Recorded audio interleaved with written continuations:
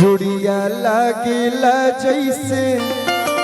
सीता और राम के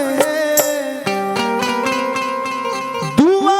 हमार आज दुआ हमार आज अरे शुभ ये दिन पे तो नजरिया जानी लागो रामा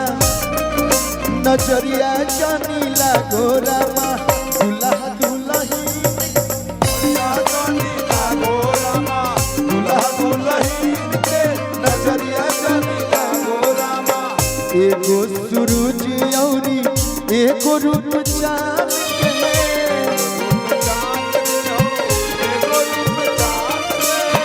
जोड़िया लागेला जैसे सीता और राम के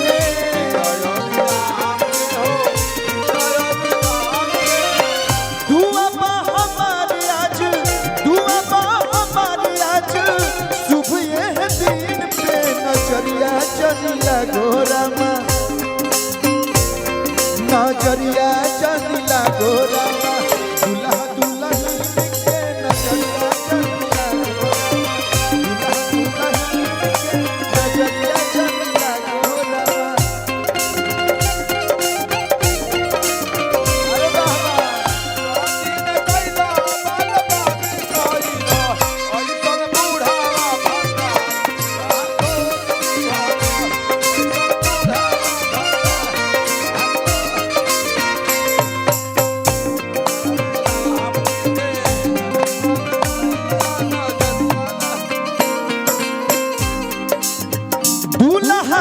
ताज दुल्हन के सुहाग हो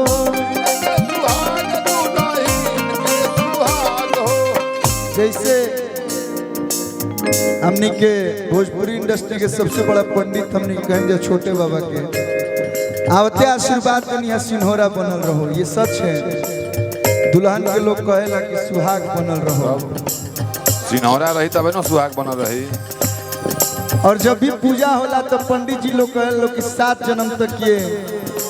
साथ निभाना साथिया। हाँ भाई निभावते बन जा। सातों रे जन्म जोड़ी रहे या बात हो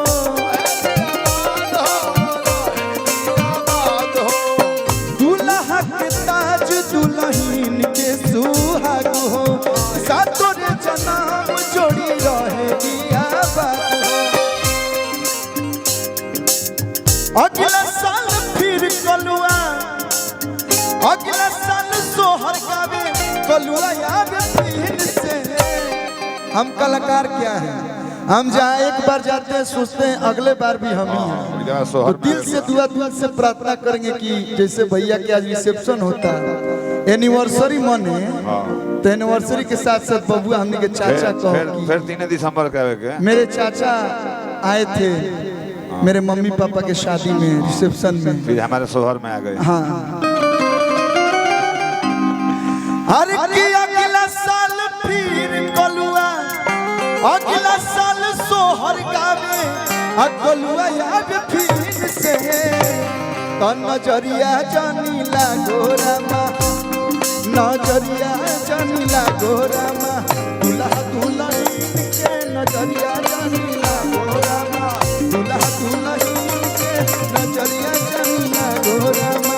दुल्हा दुल्हन के नजरिया जानी लागो रामा।